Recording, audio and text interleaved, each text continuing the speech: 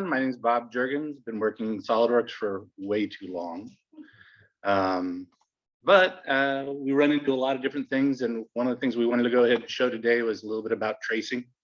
Some tips and tricks with it. You can do a lot of different things with it, but right now I've found 3 or 4 different ways to accomplish the feat, and each one of them has pros and cons to it. But we go ahead and get into it. Some of the things for modeling, logo recreation, graphical patterns, different things that you can go ahead and bring the image in, or the JPEG in, or a PNG file. And it can help you get to the other side a little bit easier. I know there's also some programs out there that will help you do that also. Some of them are okay, but a lot of times you have to jump into SolidWorks and do a little bit of massaging to get it where you really want to get it. Some of the things that you want to take into consideration, or that we have in the past, are what you're doing with it, what your supplier needs for it, what type of G code or anything else that you're going to create with this, whether it be lasering, whether it be 3D printing. Different things that you also want to consider is the size of it and how big you want to get it, whether it be a postage stamp or a fence. So different things like that can give you different realizations of what type of features you want to go ahead and put in there and how clean you want to go ahead and make that model. Other thing that you want to possibly look at would be file size. If it has too many small lines in it, your DXF could be huge, or you get a lot more problems with programming if there's just lines, arcs and lines. So with that, some of the setup that you can do, if you do use the Autotrace, you do have to activate the add-in, and that will help you with that. It'll put it directly into the importation of the sketch, or of the picture into the sketch. But different things you can do with splines, or you can use the line and arc tool and auto transitioning, which is really helpful too. So first off, with importing that in there, I do have a sample setup here, if I can go ahead and find it, where you can go ahead and bring in through your sketch, if you have it. And of course, this thing's in the way, like it always is. So and my mouse is a little bit smaller right now. So you can go to Sketch Tools, Sketch Picture, and bring in a nice little logo here. And one of the cool things you can do is you can auto size it directly in there with this line. So if you drag this to one side or the other side, or to a feature that you want, you can tell approximately how large you want it. So right now I got it at 54 inches, way too big. Let's go ahead and bring it down to 10 inches. And then you can also locate it wherever you want. Placement, which is really handy, right? Now with that, you can do some things with transparency and like to help you see it a little bit better. But for this initial example, because I'm going to use the Autotrace, I'm going to leave that as it is. But you can go ahead and get out of it there and use it. So, and that's just bringing it in, sizing it, location is just a picture, right? So with Autotrace, Autotrace can be a little bit glitchy from where I found.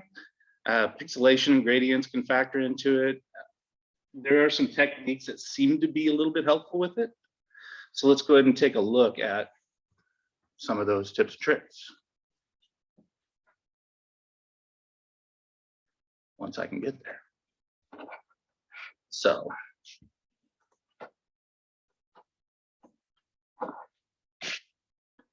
if I go ahead and edit this feature, it basically picks up where we were before. And when you have Autotrace, you can use this little next. Brings you over the area, and you can select like a full square around this. Come on.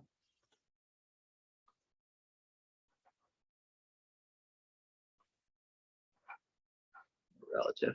And when I do begin trace, you can see it's a little bit clunky. It's a little bit off. It doesn't really take into very much of it.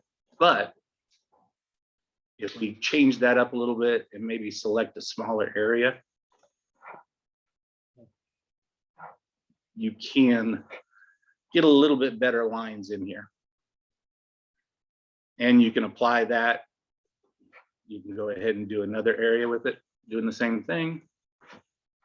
And you can gain a little bit there. Unfortunately, you kind of go around it a little bit and you can get some of those lines.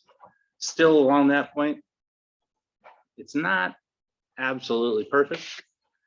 There are a couple of things that you see in there that are just a little off at times. Like this little curl that happens in here. But it puts it in as a spline, does an acceptable job, depending on where you want to go with it. So it's a good tool to go ahead and use if you need to.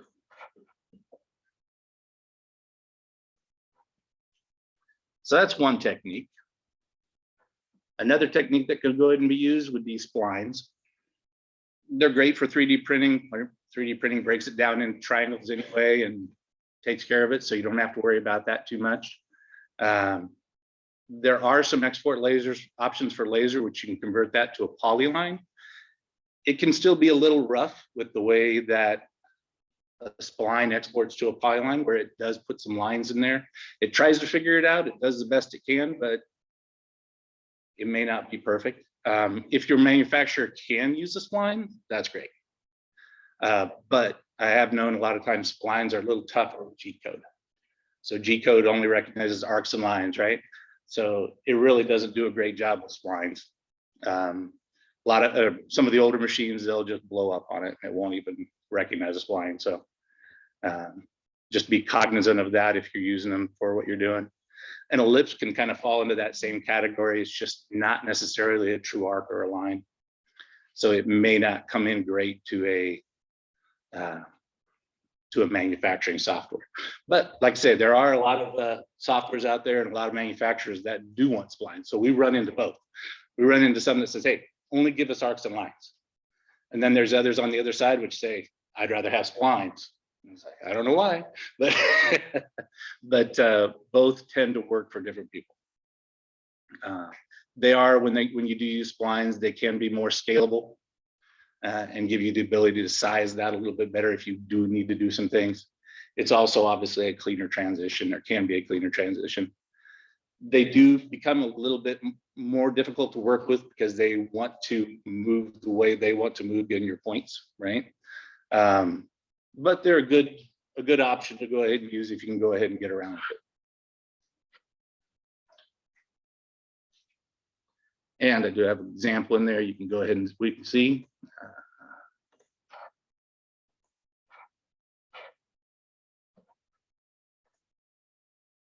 And we're still with the Batman logo. But you can go ahead and put a spline in pretty easily.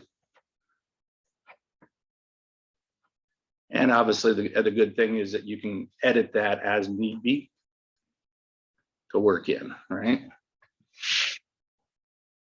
Some of the things that I've found that become a little bit tougher is sometimes when that edit comes into place, it wants to throw a couple other things out of your way, which you may not want. So like down here, if you move this a little bit too much, you're going to go over the line, the opposite side. So you may want to keep in mind with some of those things like that.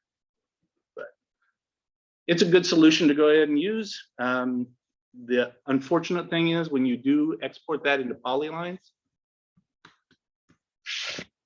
what you tend to get is a system like this where it doesn't show up in a small scale, but if you were going to print this or put this onto a laser this onto a fence, if somebody was going to be walking up to it, they'd see all these lines, right? Because the polyline comes out, just is not as pretty. All right, so let's see here, line and arc. So one of the cool features that I didn't know about until probably a year and a half ago or 2 years ago was the line and arc command, and you can transition it and almost use it like a polyline in AutoCAD. It's really useful if you want to, you can turn off center point so you don't have a lot of other artifacts that are getting in your way. The auto transitioning, like I say, is really a very cool feature. It's scalable, dimensionable, and you can do anything that you want with it. It's really good for that type of scenario. So with that, I'll show you a couple of features on there with the auto transitioning.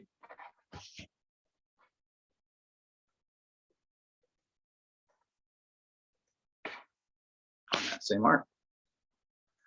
So it starts out with the line command, but once I get in there.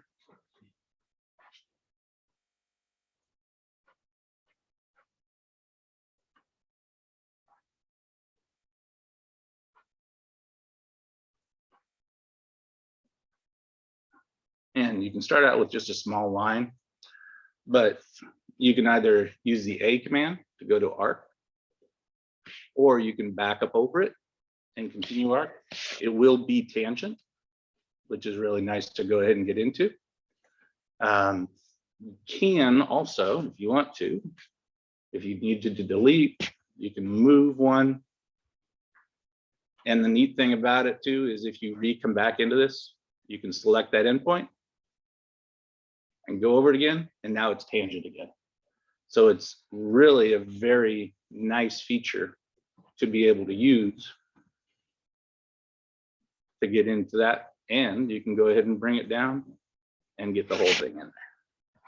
You can obviously move all those points and all that stuff too to go ahead and get where you really want to go.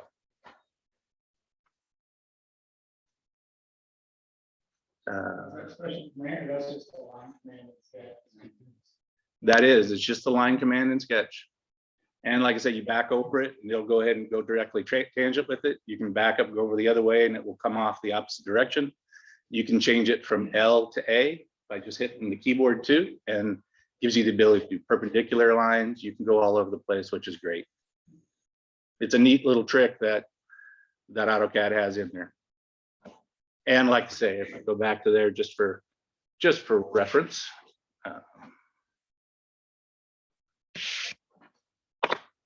show you that, and you can imagine that you're going to have a lot of center points down here, and they're all going to be shown. But you can turn those off, and it can make your view a lot easier and a lot easier to work with without all those artifacts.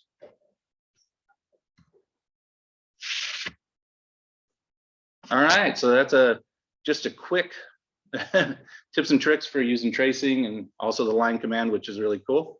There's lots of different ideas that you can do it, a lot of graphics that you can bring in to go ahead and do that with. Want to consider your manufacturing methods and your final goals for it, and the different processes that you can use and what fits your application the best.